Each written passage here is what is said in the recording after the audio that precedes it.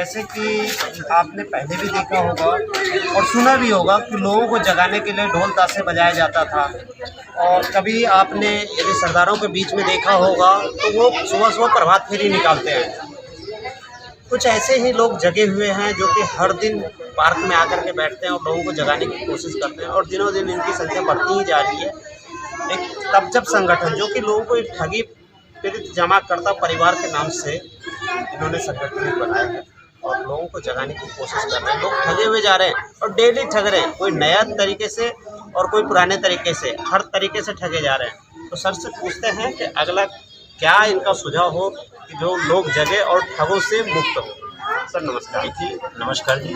प्रभात फेरी निकालना तो बहुत अत्यावश्यक है, क्योंकि जहाँ मेन स्ट्रीम का मीडिया किसी आंदोलन को सहयोग करता है वहाँ प्रभात फेरी ढोल नगाड़े बजाने की या डोर टू डोर जाने की आवश्यकता नहीं होती।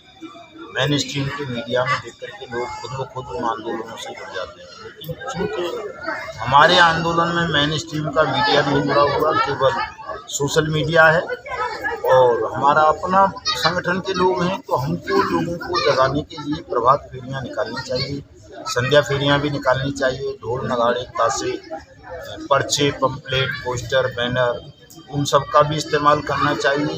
फ़ोन कॉल्स का इस्तेमाल करना चाहिए, SMS का इस्तेमाल करना चाहिए, सोशल मीडिया का इस्तेमाल करना चाहिए और चाय पर चर्चा इसका भी उपयोग करना चाहिए। कि हम चाय की दुकानों पर बैठे हैं या किसी के घर में बैठ के चाय पी रहे हैं तो वहाँ इस आंदोलन पर, इस कानून पर चर्चा करें ताकि ज़्यादा से ज़्यादा प्रचार प्रसार इसका हो सके।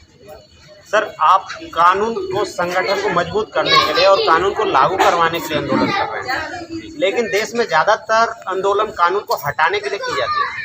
हाँ, तो यही तो समस्या है कि जो काम देश में होते रहते हैं उनको मेन स्ट्रीम का मीडिया भी दिखा देता है।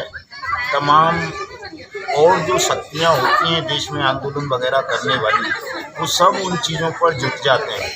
यहाँ हम उल्टा कर रहे हैं कि कानून बन गया लेकिन उस कानून का क्रियान्वयन नहीं हो रहा और हम उसके क्रियान्वयन के लिए लड़ रहे हैं। तो लोगों को लगता है कि यार ये तो उल्टी बात हो रही है, यहाँ तो कानून के क्रियान्वयन की बात कर रहे हैं, ये कानून को हटाने की बात नहीं कर रहे।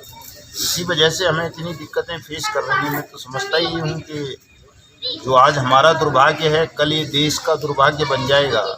देश ने एक कानून बनाया देश को चलाने के लिए, देश के करोड़ों लोगों को राहत देने के लिए, और देश के बनाए हुए उस कानून को जो सत्ता में बैठे हुए बेईमान लोग हैं वो इम्प्लीमेंट नहीं कर रहे, लागू नहीं कर रहे, क्रियान्वित नहीं कर रहे। तो कल कहीं ये लेकर के भाग आने दिया भारत में, और हमने तो संकल्प लिया है कि हम झोला भी खाने का अवसर नहीं देंगे अगर कल ऐसी स्थिति आई।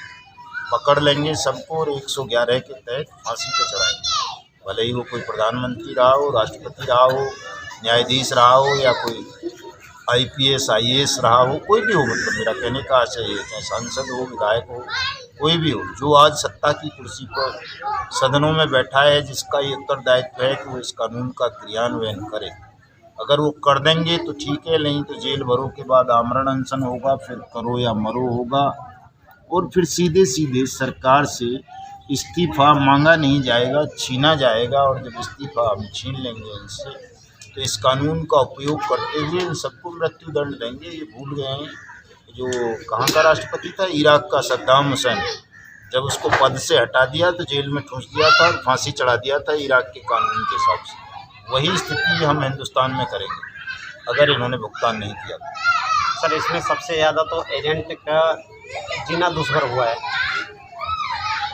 देखिए, जब प्रकृति को कहीं कोई परिवर्तन लाना होता है तो ऐसा होता है कि लोगों को अन्याय शोषण की पीड़ा झेलनी पड़ती है, और जब वो अन्याय और शोषण की पीड़ा झेलते हैं, व्यक्तिगत अनुभव उन्हें हो जाते हैं, तभी वो व्यवस्था परिवर्तन के लिए उठ खड़े होते हैं। अगर ये सब नहीं होता तो किसी को कहाँ ज़रूरत थी व्यवस्था परिवर्तन की सोचता, असहयोग आंदोलन की सोचता, करो मरो की सोचता, आमरण अनशन की सोचता।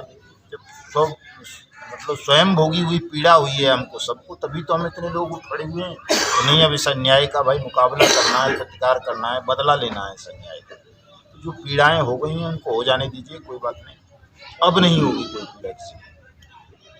प्रभात फेरी एक ऐसा है कि जो कि हर किसी को अपना जगाने के लिए जगाया जाएगा, क्योंकि लोग कई जगह पैसा डूबने के बाद भूल चुके हैं कि हमारा भी पैसा डूबा है। प्रभात फेरी से ये फ़ायदा होगा कि लोगों को वो पुराने दिन याद आएंगे कि हमने कहीं पैसा लगाया था, किसी कंपनी में लगाया था, या हम इसके साथ हैं, या उसे याद आएगा या फिर वो अपने साथ आएगा। धन्यवाद दोस्तों, आप देख रहे थे एक भारत। जय हिंद साथियों। लाइक करें, सब्सक्राइब करें, कमेंट करें। धन्यवाद।